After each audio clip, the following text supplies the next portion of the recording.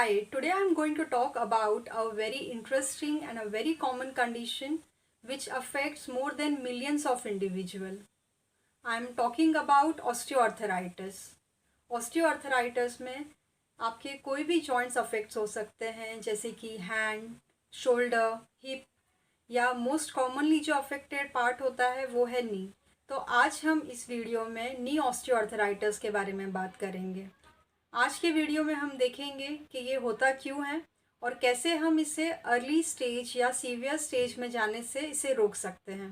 पहले देखते हैं ये होता कैसे है। जैसे कि आप इस पिक्चर में देख सकते हो, ये आर्टिकुलर कार्टिलेजेस है। ये आपके नी को स्मूथली फंक्शनिंग करने में हेल्प करता है। किसी भी रीज़न के वजह से अगर इसका डैमेज होता है, वेयर एंड टेयर होता है, इसका घसना शुरू होता है, तो ये ऑस्टियोआर्थराइटिस प्रॉब्लम स्टार्ट हो जाती है। बोन्स के बीच में, नी जॉइंट में बहुत सारे स्ट्रक्चर्स होते हैं जिनमें से एक साइनोवियम होता है जो साइनोवियल फ्लूइड प्रोड्यूस करता है। साइनोवियल फ्लूइड वो एक लुब्रिकेंट के जैसे काम करता है। जैसे कोई मशीन में जब हम कोई ग्रीस डालते हैं तो कैसे वो स्मूथली फंक्शन करता है, वैसे ही साइनोवियल फ्लूइड आपके फंक्शन को स्मूथ करता है, आपके मूवमेंट को स्मूथ करता है। और बहुत बार आपने सुना होगा आपके डॉक्टर से कि आपके घुटनों में पानी कम हो गया या आपका घुटना घस गया, आपकी हड्डी घस गई।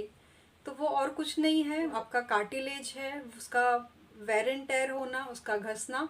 और जो पानी जो कम बताते हैं घुटने में, वो है साइनोवियल फ्लूइड। तो अगर इन दोनों में अगर कोई डैमेज होता है तो ये ऑस्टियोआर्थराइटिस प्रॉब्लम आपका स्टार्ट हो जाता है। जैसे कि स्टार्टिंग में, जिसे हम माइल्ड स्टेज बोलते हैं, उसमें जो कार्टिलेज है उसका वेयर एंड टेयर स्टार्ट हो जाता है, घसना स्टार्ट हो जाता है। और पेशेंट को pain, discomfort on and off feel होता है। ज़्यादा टाइम खड़े रहने पर ये डिस्कम्फर्ट और पेन फील होता है। फिर जैसे मॉडरेट स्टेज में जो वेयर एंड टेयर है, डीजनरेशन प्रोसेस है, वो और ज़्यादा एग्रीवेट हो जाता है और बढ़ जाता है। साथ ही साथ में एक्स्ट्रा बोन फॉर्म होने लग जाता है जिसे हम ऑस्टियोफाइट बोलते हैं, जिसकी वजह से आपका जो डिस्कम्फर्ट है, पेन है, वो एग्रीवेट हो जाता है। नेक्स्ट सीवियर स्टेज, इसमें जो आपका साइनोवियम है, आर्टिकुलर कार्टिलेज है, वो काफ़ी एक्सटेंड तक डैमेज हो गया होता है। इस स्टेज में मोस्टली सर्जरी एडवाइस करते हैं। तो अभी देखते हैं उसके कॉजेज़ क्या है। फर्स्ट जो कॉज है वो है एजिंग। पहले क्या होता था, 50 इयर्स या मोर देन 50 इयर्स अगर एज है तब ये प्रॉब्लम स्टार्ट होता, can occur at any age. Then second जो कॉज है वो है ओबेसिटी। अगर आप ओवरवेट हो, ओवरवेट के वजह से भी ये कंडीशन हो सकता है।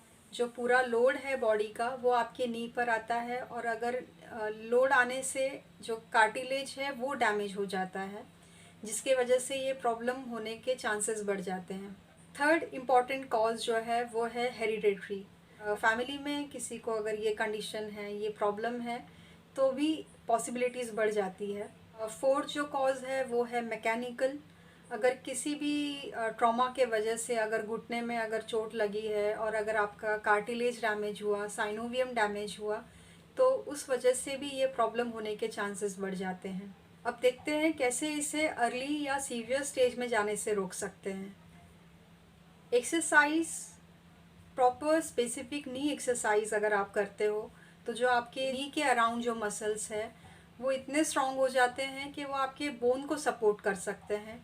और बोन को सपोर्ट करते हैं तो आपके जो बॉडी का जो लोड है वो नी पर नहीं आता है, जिसके वजह से आपका जो पेन और डिस्कम्फर्ट है वो भी कम हो जाता है। साथ ही साथ आपका जो रीजनरेटिव प्रोसेस है वो वहाँ पे ही स्टॉप होगा, वो प्रोग्रेशन होने से होल्ड करेगा। ये एक्सरसाइजेस आप सीवियर स्टेज में करते हो तो जो आपका कंडीशन है वो वहाँ पे ही होल्ड हो जाएगा, वहाँ पे ही वही कंडीशन मेंटेन रहेगा, वो ना ही एग्रीवेट होगा और आपका जो नी पे लोड है वो भी कम हो जाएगा। ये एक्सरसाइज आपके थाई के फ्रंट मसल्स को स्ट्रेंथन करता है। नी के नीचे थिन टॉवल रखना है और बिना हील रेज किए आपको नी से टॉवल को प्रेस करना है या नी टाइट करना है। ये पोजीशन में 5 काउंट होल्ड करना है और फिर रिलीज़ करना है। ये आपको 10 रेपिटेशन करना है। सेम वैसे ही नी के नीचे टॉवेल रखना है। स्टार्टिंग में मैं सजेस्ट करूँगी कि आप नी के नीचे बॉल्स्टर रखो या पिलो फोल्ड करके रखो।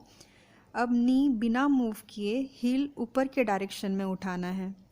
ये पोजीशन में 5 काउंट होल्ड करना है और फिर स्लोली नीचे ले आना है। ये भी 10 रेपिटेशन करना है।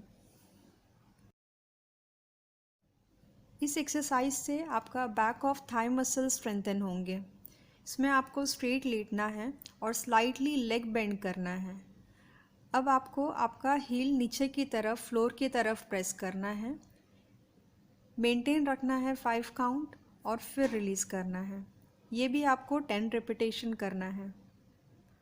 इसमें आपको स्ट्रेट लेटना है और जिस लेग का एक्सरसाइज करना है वो स्ट्रेट रखना है और दूसरा लेग फोल्ड करके रखना है। इससे बैक पर स्ट्रेन नहीं आएगा। अब जो स्ट्रेट लेग है उसका नी टाइट करके आपको ऊपर की तरफ रेस करना है। ध्यान रखना है कि फोल्डेड लेग के लेवल तक ही रेस करना है। इनिशियली विदाउट होल्ड करना है और जैसे आप कंफर्टेबल हो जाओ फिर आप 5 काउंट होल्ड कर सकते हो और स्लोली नीचे ले आना है आपको। ये आपको 10 रेपिटेशन करना है। इस एक्सरसाइज में आपको एक साइड में टर्न होके लेटना है, दोनों लेग्स फोल्ड रखना है और दोनों हील्स को जॉइन करके रखना है। अब अपर बॉडी स्टेबल रखकर आपको ऊपर वाले लेग को ओपन करना है। इस पोजीशन में 5 काउंट होल्ड करके फिर स्टार्टिंग पोजीशन में लाना है। इसमें अगर आप कंफर्टेबल हो तो इसका एडवांस एक्सरसाइज भी आप कर सकते हो। सेम वैसे ही आपको अपर बॉडी स्टेबल रखना है और अपर लेग को ऊपर की तरफ लिफ्ट करना है। नी टाइट रहना चाहिए इसमें और स्टार्टिंग में विदाउट होल्डिंग करना है। जैसे ही आप कंफर्टेबल हो जाओ फिर 5 काउंट होल्ड कर सकते हो। ऑस्टियोआर्थराइटिस में मोस्टली आपके जो बैक ऑफ थाई मसल्स है वो टाइट हो जाते हैं, जिसे हम हैमस्ट्रिंग बोलते हैं। तो इसे रिलीज़ करना बहुत ज़रूरी है। इससे आपका टाइटनेस भी कम होगा और जो फ्लेक्सिबिलिटी है वो भी इम्प्रूव होगा। इसके लिए आपको फिगर ऑफ 4 पोजीशन में बैठना है। एक लेग जो अफेक्टेड लेग है उसको स्ट्रेट रखना है और जो दूसरा लेग है उसको फोल्ड कर फुट स्ट्रेट लेग के नी के यहाँ पे रखना है। अब आपको स्लोली आपका जो दोनों हाथ है वो नी के तरफ ले जाना है। अगर आपके मसल्स टाइट है तो आप यहाँ तक ही सिर्फ ले जाना है, 10 काउंट होल्ड करना है और 3 रेपिटेशन करना है।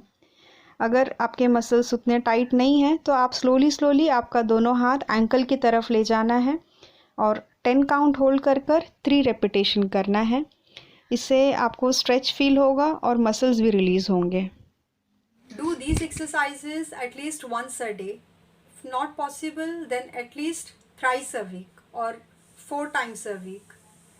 This will 100% reduce your knee problems. So, see you in the next video. Thank you so much.